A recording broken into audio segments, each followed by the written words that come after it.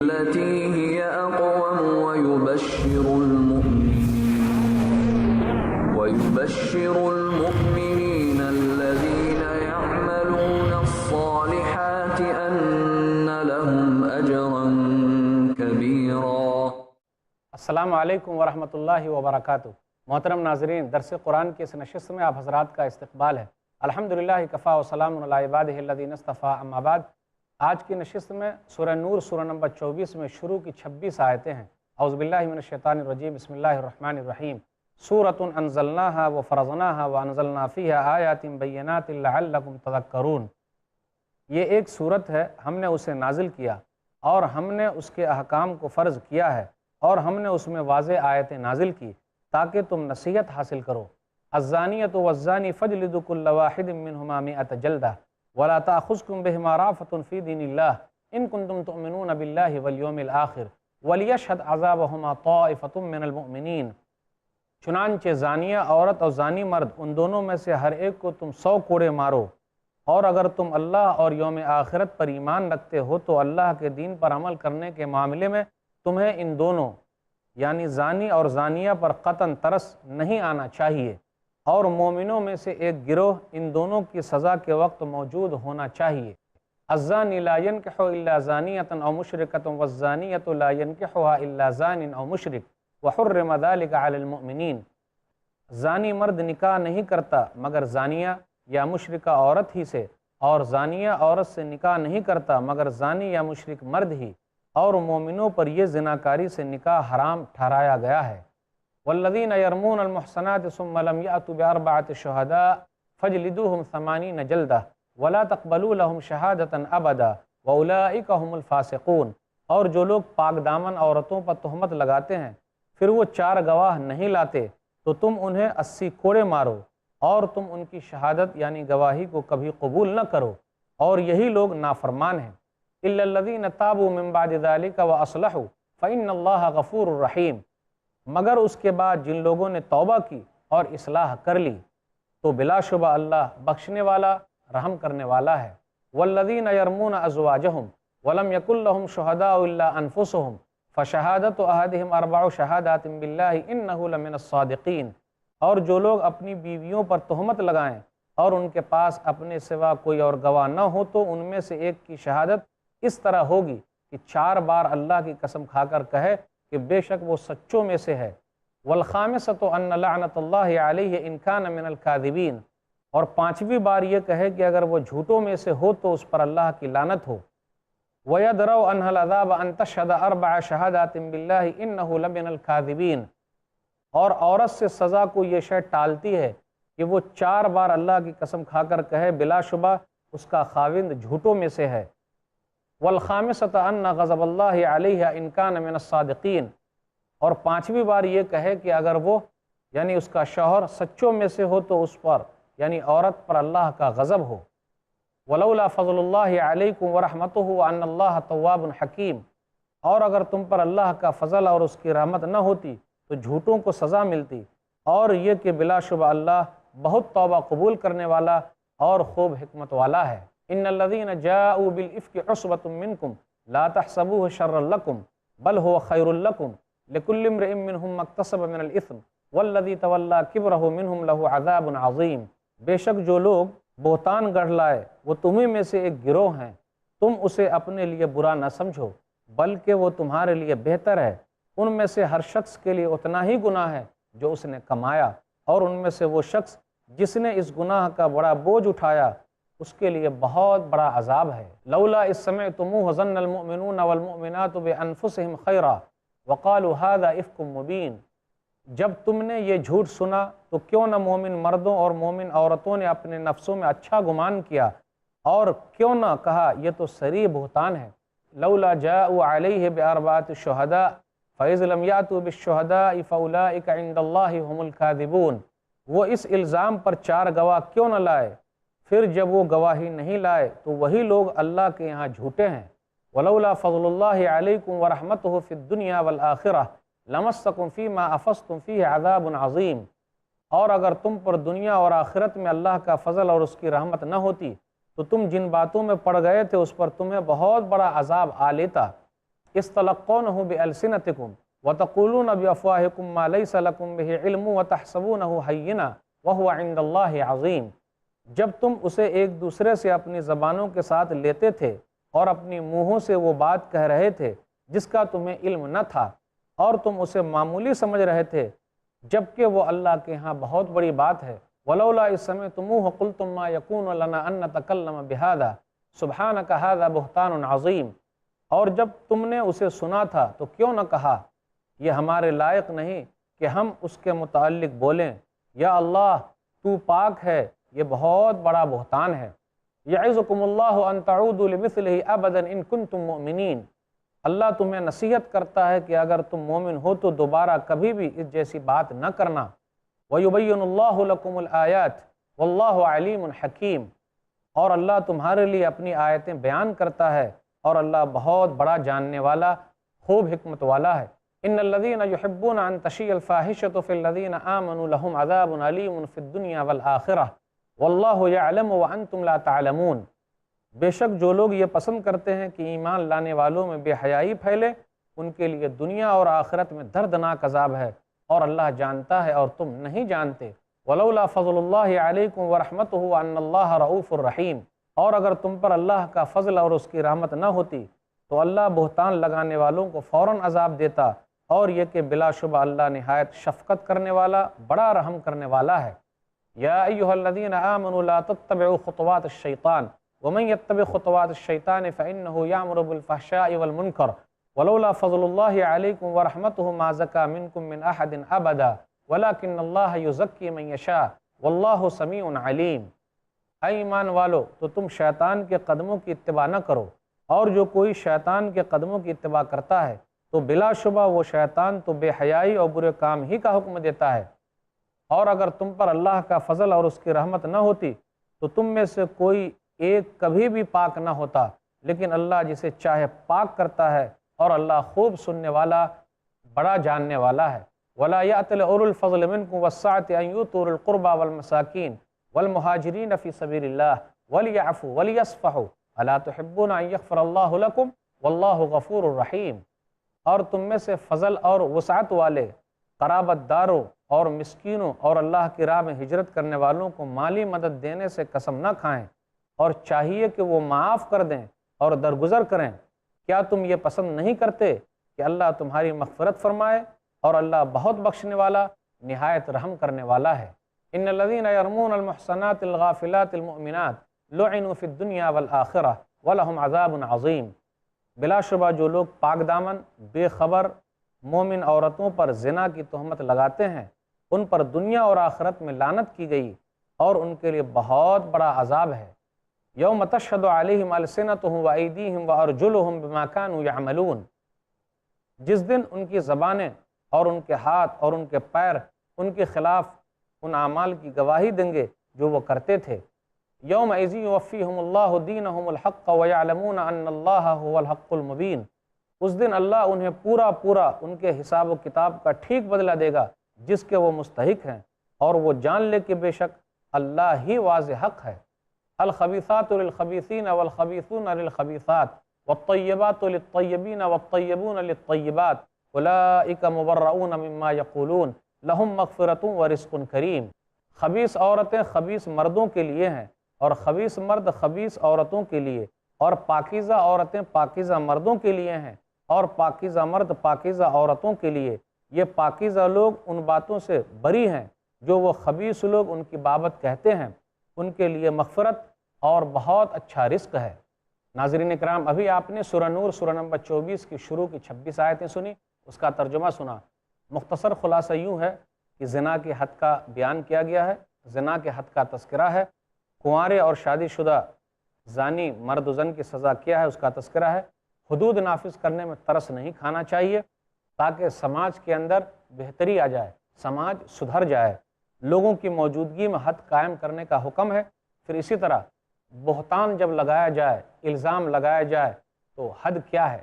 80 کوڑے لگانا ہے، اگر 4 گواہ نہیں لا سکے تو 80 کوڑے مارے جائے۔ پھر اسی طرح لعان کا تذکرہ ہے کہ اگر کسی آدمی نے اپنی بیوی کے ساتھ کسی غیر مرد کو دیکھ لیا اور اس پر 4 گواہ نہیں ہیں، اکیلا وہ گواہ ہے، تو اس کی حالت کیا ہوگی، کیسے اس سلسلے میں مسئلہ ہوگا، تو اس کا تذکرہ انشاءاللہ ہوگا، تفصیل کے ساتھ ہم لیں گے۔ پھر اس کے بعد واقعہ افک ہے کہ نبی صلی اللہ علیہ وسلم کی بیوی عائشہ رضی اللہ تعالیٰ عنہ صدیقہ بنت صدیق پر الزام لگایا منافقوں نے کہ نعوذ باللہ غزوہ مریسی میں پیچھے کیوں رہ گئی ہیں، صفوان بن معطل رضی اللہ تعالیٰ عنہ کی اٹھنی پر بیٹھ کر کیوں آئیں، کہیں دال میں کالا تو نہیں۔ تو منافقوں کے ساتھ کچھ مسلمان بھی ہو گئے، تو ان واقعہ کا بھی تذکرہ ہوگا، تفصیل کے ساتھ انشاءاللہ لیں گے۔ 10 آیتیں اتری، اللہ تعالیٰ نے نبی صلی اللہ علیہ وسلم کی بیوی، صادق و مصدوق کی بیوی صدیقہ بنت صدیق کے لیے 7 آسمان کے اوپر سے برات نازل کی اور کہا کہ یہ پاک دامن عورت ہے، انشاءاللہ اس کا تذکرہ ہوگا۔ اب آئیے ذرا تفصیل کے ساتھ ان آیتوں کو لیتے ہیں۔ سورہ نور سورہ نمبر 24، یہ مدنی سورہ ہے، اس کے اندر 64 آیتیں ہیں۔ سورہ نور ان 3 سورتوں میں سے ایک سورہ ہے جس کے اندر عورتوں کے مسائل خاص طور پر بیان کیے گئے ہیں۔ سورہ نساء سورہ نمبر 4، سورہ نور سورہ نمبر 24 اور سورہ احزاب سورہ نمبر 33، ان تینوں صورتوں میں عورتوں کے مسائل خاص طور پر بیان کیے گئے ہیں۔ اس لیے اپنی عورتوں کو، اپنی بچیوں کو خاص طور پہ ان تینوں صورتیں یاد دلا دیں، ان کے احکامات یاد دلائیں، اس میں بہت سارے احکامات عورتوں کے متعلق ہیں۔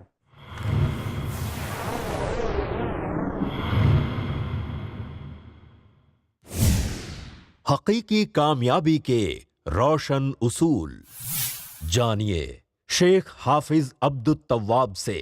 قرآن اور حدیث کی روشنی میں دین و دنیا کی حقیقی کامیابی کے روشن اصول، ہر بدھ دوپہر 2:30 بجے اور رات 8 بجے، صرف i+TV پر، بہتر زندگی کے لیے۔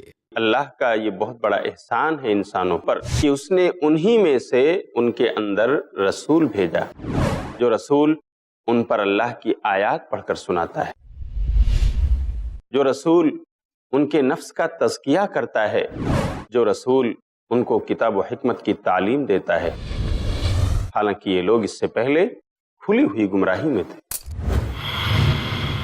پیغام سیرت النبی جانیے شیخ شمیم فوزی سے سیرت النبی کی وہ تعلیمات جو ہر انسان کے لیے بے حد ضروری ہے، ہر پیر دوپہر 2:30 بجے اور رات 8 بجے، صرف i+TV پر، بہتر زندگی کے لیے۔ پوچھو تو صحیح شیخ رضا اللہ عبد الکریم مدنی سے زندگی کی تاریکیوں سے نکل کے اجالے کی طرف لانے والی واحد روشنی، ہر جمعہ رات 8 بجے، صرف i+TV پر، بہتر زندگی کے لیے۔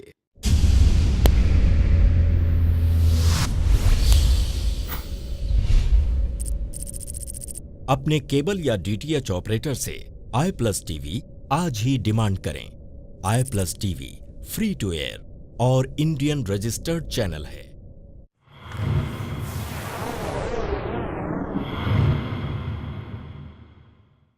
آیت نمبر 1 اور 2 پر غور کیجئے، زنا کی حد کا بیان ہے۔ الزانیۃ والزانی فاجلدوا کل واحد منہما 100 جلدہ، کہ کنوارے مرد، زنا کرنے والی عورت اور زنا کرنے والے مرد اگر کنوارے ہیں، شادی شدہ نہیں ہیں تو 100 کوڑے لگائے جائیں، لیکن اگر شادی شدہ ہے تو سنگسار کر کے ختم کر دیا جائے، اس کو دنیا میں زندہ رہنے کا حق نہیں ہے۔ بیوی کے رہتے ہوئے غلط کام کر رہا ہے، اگر دنیا کے اندر اس قانون کو نافذ کیا جائے تو زناکاری کم ہوگی، بڑھ جائے گی یا اتنی ہی رہے گی؟ یقیناً زناکاری کم ہوگی۔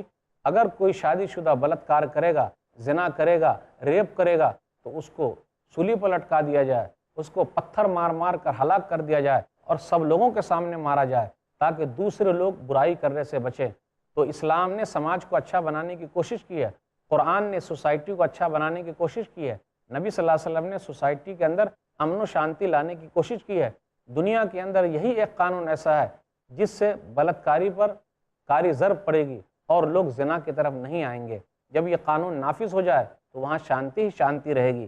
لیکن جو لوگ شادی شدہ ہے تو ان کو رجم کرنا ہے۔ ایک حدیث کے اندر آیا، صحیح مسلم کتاب القسامہ کتاب نمبر 28 حدیث نمبر 1676، عبداللہ بن مسعود رضی اللہ تعالیٰ عنہ کہتے ہیں کہ رسول اللہ صلی اللہ علیہ وسلم نے فرمایا، کسی مسلمان آدمی کا خون حلال نہیں ہے جو یہ گواہی دیتا ہو معبود برحق صرف اکیلا اللہ ہے اور میں اللہ کا رسول ہوں، لیکن 3 چیزوں کی وجہ سے اس کا خون حلال ہو جاتا ہے۔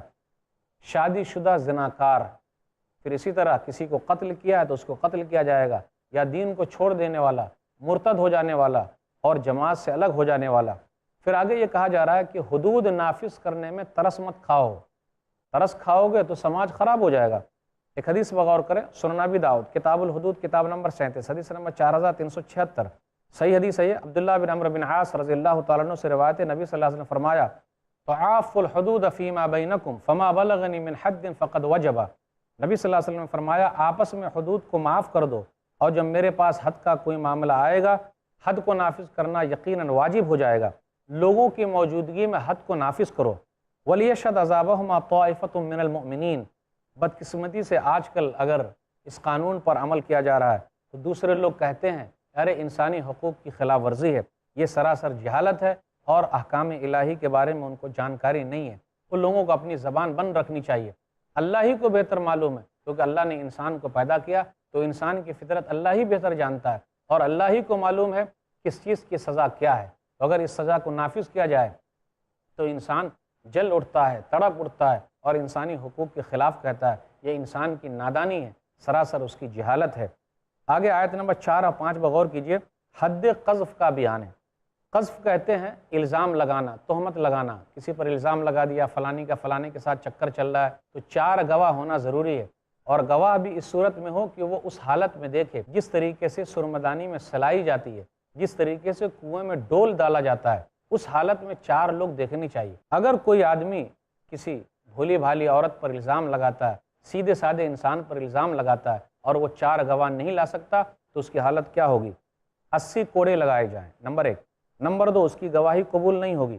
نمبر 3، یہ بدکردار قرار دیا جائے گا۔ ہاں، اگر اس نے توبہ کر لی، اپنی اصلاح کر لی تو اللہ تعالیٰ بخشنے والا، رحم کرنے والا ہے۔ اس کے بعد آیت نمبر 6 سے 10 کے درمیان لعان کا حکم ہے، لعان کا بیان ہے۔ لعان اسے کہتے ہیں کہ میاں بیوی اپنے اوپر لعنت بھیجتے ہیں۔ مطلب یہ ہے کہ کسی آدمی نے اپنی بیوی کو کسی غیر مرد کے ساتھ دیکھ لیا، غلط کام کرتے ہوئے دیکھ لیا، 4 گواہ موجود نہیں ہے، یہ خود ہی گواہی دے رہا ہے، تو اسلام نے اس کا حق نکالا کہ یہ کیسے ہو سکتا ہے، یہ گواہی کیسے مانی جائے گی؟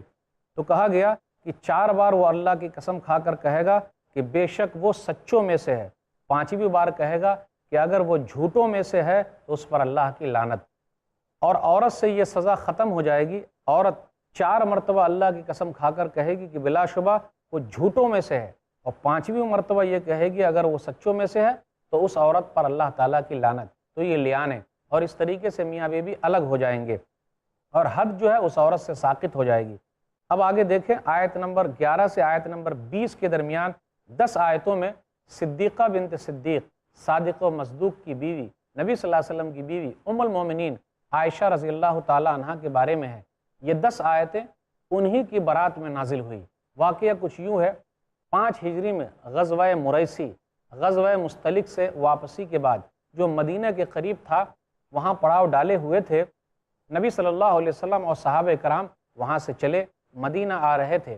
ام المومنین عائشہ رضی اللہ تعالیٰ عنہ کا ہار گم ہو گیا، وہ اپنے ہار کو تلاش کرنے کے لیے گئی۔ لوگوں نے یہ سمجھا کہ آپ اپنی اونٹنی میں موجود ہیں، اونٹنی ہکانے والے اونٹنی کو لے کر آ گئے۔ ام المومنین عائشہ رضی اللہ تعالیٰ عنہ جب واپس آئیں تو دیکھا ارے قافلے والے تو جا چکے ہیں، تو جہاں پر ان کی اونٹنی تھی پہلے بیٹھی ہوئی تھی وہیں پر وہ آ کے بیٹھ گئیں۔ صفوان بن معطل سلمی رضی اللہ تعالیٰ عنہ کا کام یہ تھا کہ وہ سب سے اخیر میں آتے تاکہ جو چیزیں چھوٹ گئی ہیں اس کو لے کر چلے آتے۔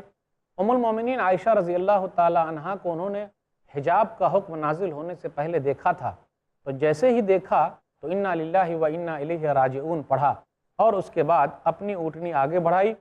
ام المومنین عائشہ رضی اللہ تعالیٰ عنہ ان کی اونٹنی پر سوار ہو گئی، اور صفوان بن معطل رضی اللہ تعالیٰ عنہ پھر قافلے سے جا ملے۔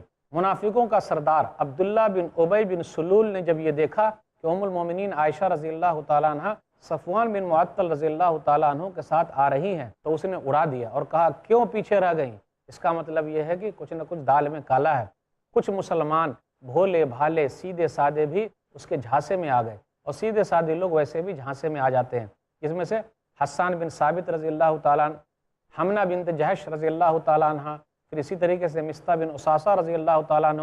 تو یہ چند مسلمان تھے جو عبداللہ بن ابی بن سلول منافقوں کے سردار کے جھانسے میں آ گئے، تو ان لوگوں کے دلوں میں بھی یہ خیال آیا کہ ہو سکتا ہے کیوں یہ پیچھے رہ گئیں۔ نبی صلی اللہ علیہ وسلم 1 مہینے تک الگ تھلگ رہے. کیا گزری، کس طریقے سے آپ پر گزری، سوچنے کی بات ہے، غور کرنے کی بات ہے. نبی صلی اللہ علیہ وسلم کو اگر پہلے سے معلوم ہوتا تو 1 مہینے تک الگ تھلگ کیوں رہتے؟ نبی صلی اللہ علیہ وسلم کو معلوم ہوتا کہ نبی صلی اللہ علیہ وسلم کی بیوی پر جو الزام لگا ہے کیا وہ صحیح ہے، کیا وہ غلط ہے، تو نبی صلی اللہ علیہ وسلم کے دل میں یہ بات کیوں آئی؟ تو نبی صلی اللہ علیہ وسلم کو غیب کا علم نہیں تھا، جانکاری نہیں تھی، اس لیے نبی صلی اللہ علیہ وسلم 1 مہینے تک پریشان رہے، کیونکہ یہ ڈائریکٹ نبی صلی اللہ علیہ وسلم کے حرم کی بات تھی. نبی صلی اللہ علیہ وسلم کی بیوی پر الزام لگا تھا، اور کسی نے نبی صلی اللہ علیہ وسلم کی بیوی پر تہمت لگانے کی کوشش کی تھی، وہ منافقوں کا سردار تھا. نبی صلی اللہ علیہ وسلم پریشان رہے. کئی حدیثوں میں اس کا تذکرہ ہے. صحیح بخاری کتاب و تفسیر کتاب نمبر 65 حدیث نمبر 4750. اسی طریقے سے مسند احمد جلد نمبر 4 صفحہ نمبر 194 سے 197 تک ہے. یہ واقعہ تفصیل کے ساتھ بیان کیا گیا ہے. نبی صلی اللہ علیہ وسلم ام المومنین عائشہ رضی اللہ تعالیٰ عنہ کے گھر جاتے.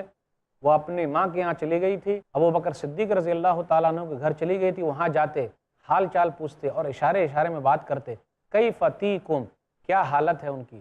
اور ان کی حالت یہ ہو گئی تھی بیچاری کی، رو رو کے پریشان تھی، افسوس کر رہی تھی.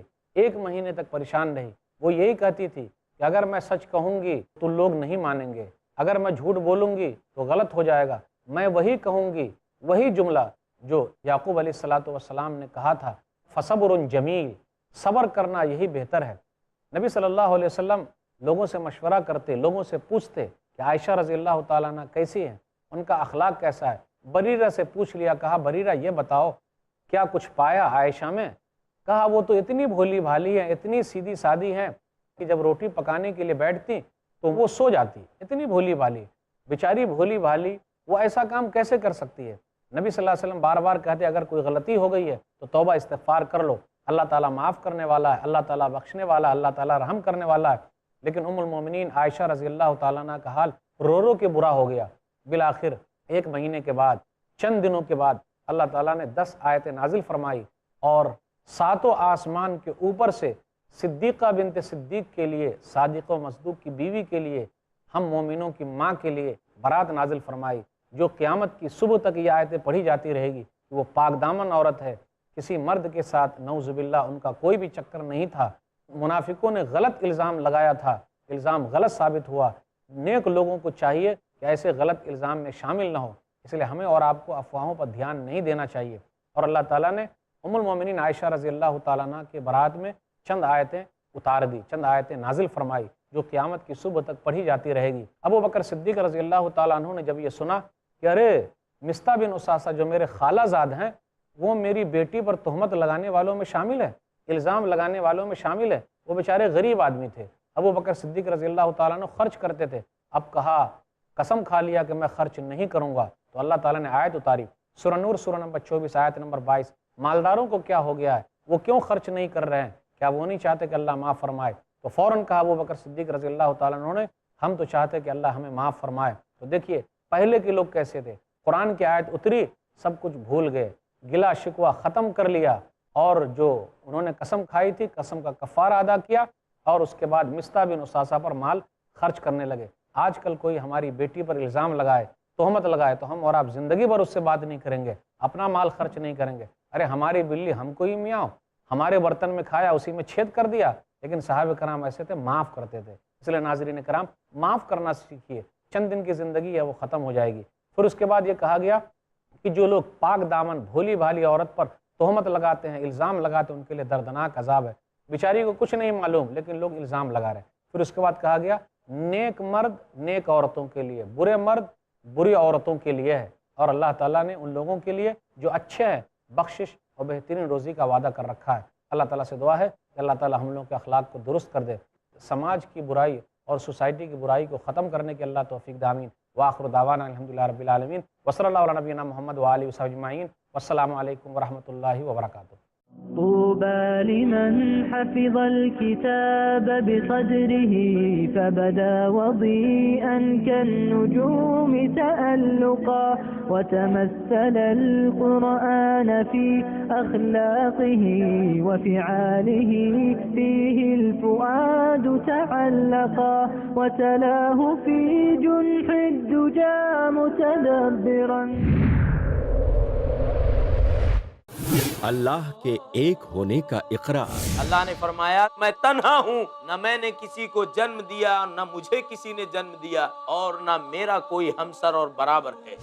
انسانیت اور امن کا پرچار، اے لوگو، سلام کو عام کرو، آپس میں صلہ رحمی کرو، نفس کو شر سے محفوظ رکھنے کی ہدایت، آخرت کی ابدی زندگی کے سامنے دنیا کی زندگی کی کوئی حیثیت نہیں ہے۔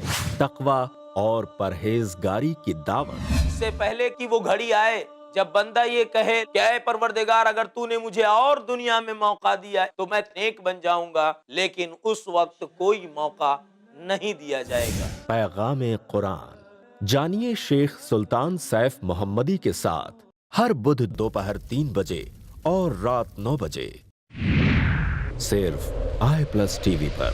بہتر زندگی کے لیے ایمان کے سائے میں محفوظ رہنے کی تلقین، صرف ایک اللہ کی عبادت کا پیغام دے کر سارے رسولوں کو بھیجا گیا۔